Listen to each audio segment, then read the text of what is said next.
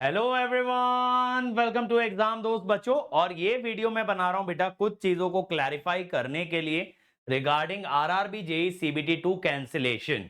जैसा कि हम जानते हैं अभी रिसेंटली बहुत बहुत बड़ा फैसला आया है आरआरबी जेई सीबीटी 2 को कैंसिल करने का, सीबीटी 2 में स्पेसिफिकली शिफ्ट 2 को कैंसिल करने का।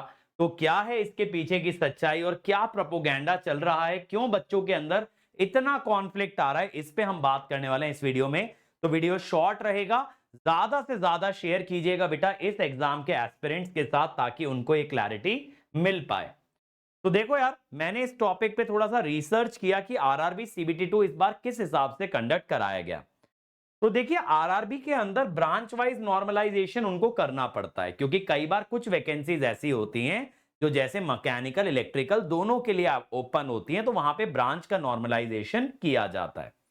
अब क्या होता था, प्रीवियस ईयर्स के अंदर शिफ्ट वाइज नॉर्मलाइजेशन भी किया जाता था कि एक ब्रांच का पेपर मल्टीपल शिफ्ट में कंडक्ट हो रहा है, तो जहां पे बच्चे कंपीट कर रहे हैं अलग अलग शिफ्ट में, जिससे कि नॉर्मलाइजेशन होता है। और नॉर्मलाइजेशन का किसी किसी स्टूडेंट को बहुत पॉजिटिव इंपैक्ट मिलता है, उसके मार्क्स काफी बढ़ जाते हैं, तो किसी के मार्क्स काफी कम भी हो जाते हैं। तो इस बार आरआरबी ने क्या किया, इस बार आरआरबी ने एक डिसीजन ऐसा लिया कि हम लोग शिफ्ट वाइज नॉर्मलाइजेशन को हटाएंगे। ठीक है, तो शिफ्ट वाइज नॉर्मलाइजेशन को हटाने के लिए उन्होंने ये डिसाइड किया कि एक जोन के अंदर पेपर एक ही शिफ्ट में कराया जाएगा। तो जैसे अगर अजमेर में इवनिंग शिफ्ट में हो रहा है, मुंबई के अंदर आपका फर्स्ट शिफ्ट मॉर्निंग शिफ्ट के अंदर पेपर हो रहा है। अब पहले समझते हैं इस बार की गड़बड़ी क्या हुई, फिर मैं इस पॉइंट पे वापस आऊंगा आपको समझाने के लिए इसका इस गड़बड़ी से क्या लेना देना है। गड़बड़ी बेटा ऐसी हुई कि इस बार दोनों शिफ्ट का जो पेपर बना उसके अंदर नॉन टेक के क्वेश्चन रिपीट हो गए। बट अगेन मैं आपको रिमाइंड करा दूं, किसी भी स्टेट में पेपर दो शिफ्ट में नहीं कंडक्ट हो रहा था, या तो पेपर मॉर्निंग हो रहा था या तो इवनिंग हो रहा था, ताकि शिफ्ट का नॉर्मलाइजेशन ना करना पड़े। बट क्या हुआ, जैसे मुंबई में मॉर्निंग शिफ्ट के अंदर पेपर हुआ, अब उसके 2 घंटे बाद अजमेर में इवनिंग शिफ्ट में पेपर था।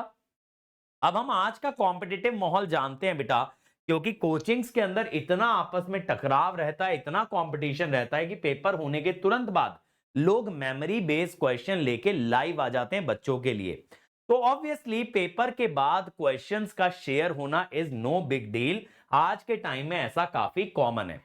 तो वैसा ही हुआ, क्वेश्चन शेयर किए बच्चों ने कि मेरे पेपर में ऐसा आया, ये पूछा गया, इसका आंसर क्या होगा, करेक्ट आंसर क्या लगा के आना चाहिए, ये सारी चीजें हुई। अब इससे जो बच्चे अगली शिफ्ट में पेपर देने वाले थे, ये उनके लिए सबसे ज्यादा इंटरेस्टिंग होता है ये जान लेना कि कैसा पेपर आ रहा है, हम एग्जामिनेशन हॉल में जब एंटर कर रहे हैं तो किन उम्मीदों के साथ उतरे। ठीक है, अब उम्मीदों तक तो बात ठीक थी, चौंकने वाली बात तब थी जब क्वेश्चन भी एज इट इज सेम आ गए, तो उन बच्चों की तो हो गई बल्ले बल्ले। उन बच्चों के लिए तो भैया दिल गार्डन गार्डन हो गया कि उन्हें आंसर्स भी मालूम थे। अब कहीं ना कहीं ये चीज उन बच्चों के लिए अनफेयर हो गई क्योंकि उन्हें 50 क्वेश्चन के आंसर ऑलरेडी नोन थे।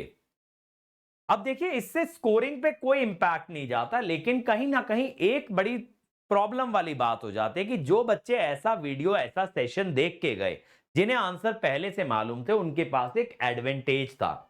अब इससे उन बच्चों को कोई असर नहीं पड़ा जो पेपर वन दे चुके थे, शिफ्ट वन में जो दे चुके थे उनको कोई लेना देना नहीं, क्योंकि वो बच्चे अपनी ही शिफ्ट के अंदर कंपीट कर रहे थे। शिफ्ट टू वाले अच्छा करें बुरा करें, अपने जोन में फेल हो जाएं सारे के सारे पास हो जाएं, इससे उन जोन्स को कोई असर नहीं पड़ता जिनका पेपर शिफ्ट वन में हो गया था। लेकिन शिफ्ट टू के बच्चों के बीच में बेटा थोड़ा सा अप डाउन हो जाएगा कि जिसे क्वेश्चन मालूम थे वो अच्छा परफॉर्म कर जाएगा, क्योंकि 50 क्वेश्चन माने 1/3 ऑफ द पेपर, और जिन्हें क्वेश्चन नहीं मालूम थे वो थोड़ा सा लो परफॉर्म करेंगे। करेक्ट, लेकिन इससे उन जोन्स को कोई असर नहीं पड़ेगा जिनका पेपर शिफ्ट वन में ही हो गया। क्या लेना देना, मान लो शिफ्ट वन वाले बच्चों को पहले से नहीं पता था पेपर कैसा आने वाला है, उन्होंने स्कोर किया लेट अस से 100 मार्क्स। शिफ्ट टू वाले जानते थे कि कैसा पेपर आएगा, वो स्कोर किए 120 मार्क्स। लेकिन क्योंकि ये लोग आपस में कंपीट नहीं कर रहे, तो this difference does not actually matter, ये मैटर ही नहीं करता है। लेकिन शिफ्ट टू में जिस बच्चे को 50 क्वेश्चन या 50 में से कुछ क्वेश्चन मालूम थे और जो बच्चा क्लूलेस था, इनके बीच का जो गैप है वो मायने रखता है।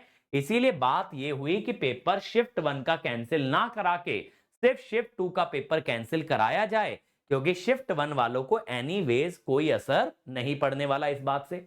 लेकिन शिफ्ट 2 के बच्चों में ऑब्वियसली उनके साथ ये अनफेयर हो गया। तो रेलवे ने ये डिसाइड किया जिन जोन्स के अंदर शिफ्ट 2 का पेपर या फिर इवनिंग में पेपर कंडक्ट कराया गया, उन जोन्स का पेपर हमको कैंसिल करना पड़ेगा, उन जोन्स के लिए हमको पेपर रिकंडक्ट कराना पड़ेगा, ताकि ताकि बच्चों के लिए, सबके लिए वो चीज फेयर हो सके। देखो मैं आपको एक चीज बोलूं बेटा, सबसे पहली बात तो देखिए ऐसा होना ही नहीं चाहिए था, ठीक है? क्योंकि अगर आप 2 शिफ्ट का पेपर बना रहे हो, आप मात्र 300 क्वेश्चन बना रहे हो, तो 300 क्वेश्चन में रिपीटिशन आना तो एकदम अमानवीय है। इसको हम लोगों को मानना ही नहीं चाहिए और इस चीज को एक्सेप्ट अपने को करना ही नहीं चाहिए कि ऐसा ब्लंडर रेलवे ने कैसे कर दिया। क्योंकि इनका एक्सप्लेनेशन क्या आया है कि ये सॉफ्टवेयर का एरर है जी, हमारी गलती नहीं है, क्योंकि हम ह्यूमन इंटरवेंशन नहीं रखते हैं, हम ह्यूमन इंटरवेंशन रखते नहीं है, इसीलिए हमारी कोई गलती नहीं है। सॉफ्टवेयर ने 50 क्वेश्चन सेम क्रिएट कर दिए, हमको पता ही नहीं था। जो कि कहना कायदे से बेटा गलत होगा। गलत पता है क्यों होगा? क्योंकि अगर ह्यूमन इंटरवेंशन नहीं है आपके पेपर में और आपने देखा ही नहीं कि पेपर कैसा बना, तो आपकी बहुत बड़ी कमी है, क्योंकि सॉफ्टवेयर में always there can be errors.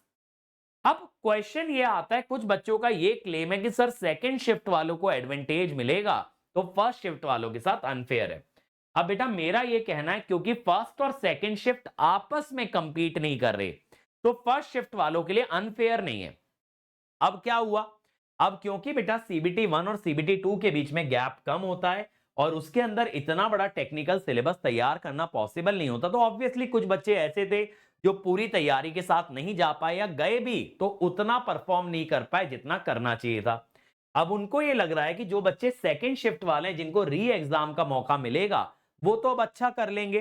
सही बात है, वो लोग अच्छा कर लेंगे, लेकिन आप ये सोचिए शिफ्ट 1 सभी लोगों का सेम टाइम पे हुआ है, तो वो बच्चे एक ही टाइम पे कंपीट कर रहे हैं और वो एग्जाम एक ही समय पे कंडक्ट कराया जा रहा है।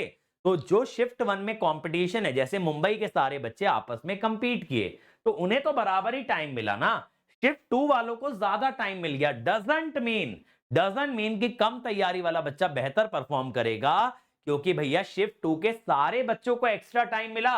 तो जिसकी तैयारी कम है वो इंप्रूव करेगा, मैं मानता हूं, लेकिन जिसकी तैयारी अच्छी है वो भी तो और इंप्रूव करेगा।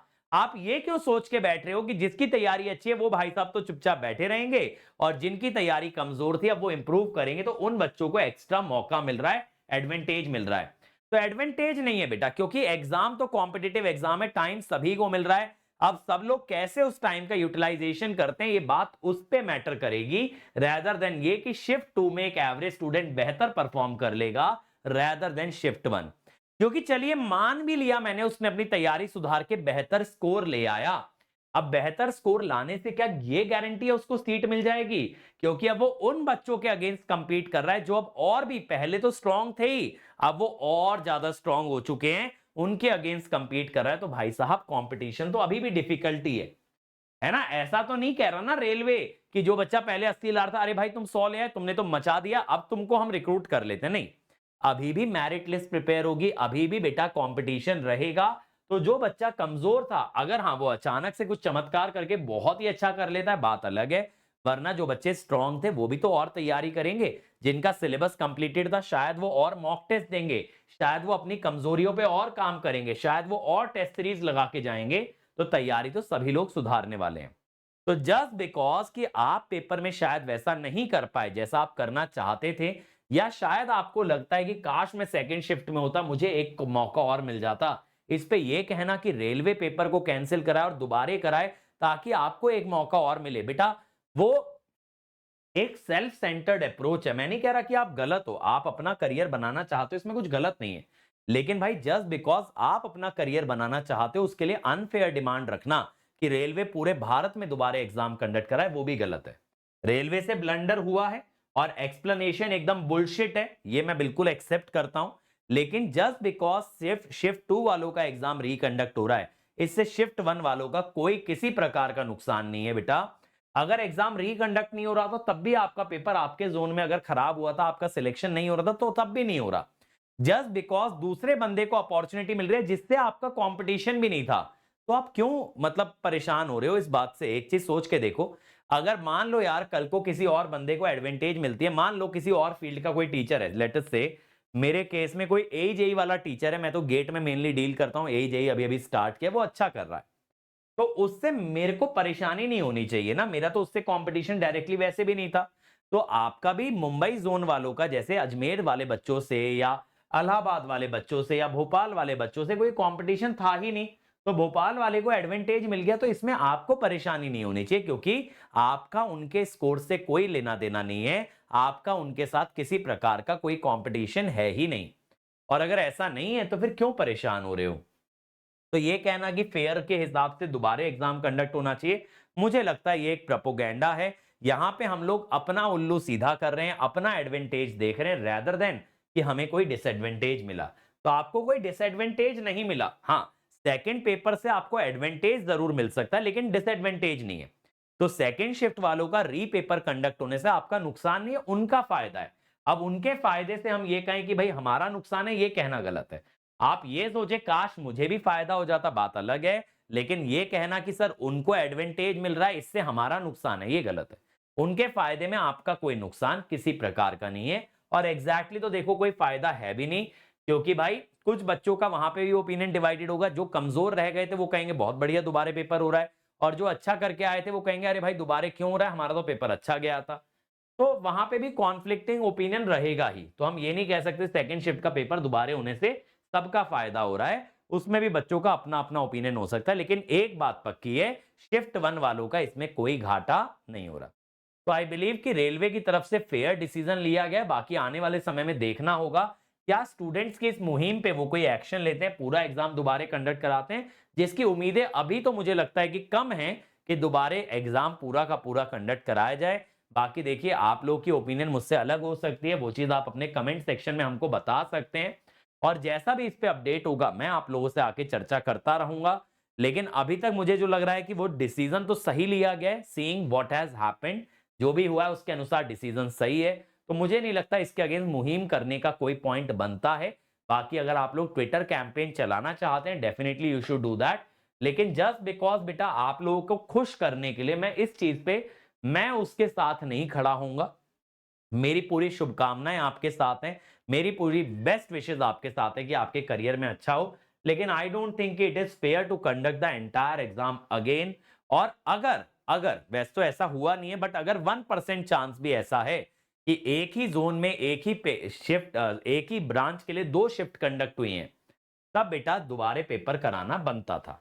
बट वैसे जितना जानकारी मुझे ऐसा हुआ नहीं है, क्योंकि बहुत से टीचरों ने इस बारे में बात की भी है ऑलरेडी, और बोला है कि रेलवेज ने पहले ये नोटिस जारी किया था कि नॉर्मलाइजेशन नहीं होगा, एक जोन में एक ही शिफ्ट में पेपर होगा, तब तो भाई डिसीजन एकदम करेक्ट है। अगर एक जोन में मल्टीपल शिफ्ट हुई हैं तब समस्या है, शिफ्ट वाइज नॉर्मलाइजेशन होता तब समस्या होता, और अगर ऐसा नहीं है तो I think this decision is fair. ठीक है, बाकी देखते हैं रेलवे आने वाले समय में क्या नोटिस जारी करता है, रेलवे क्या एक्सप्लेनेशन जारी करता है, एंड टिल देन बेटा you are free to do whatever you need to do on the Twitter, but I will still recommend कि आप अपनी तैयारी पे आने वाले एग्जाम्स पे फोकस करें, rather देन अपनी एनर्जी को इस दिशा में आप वेस्ट करें। Thank you.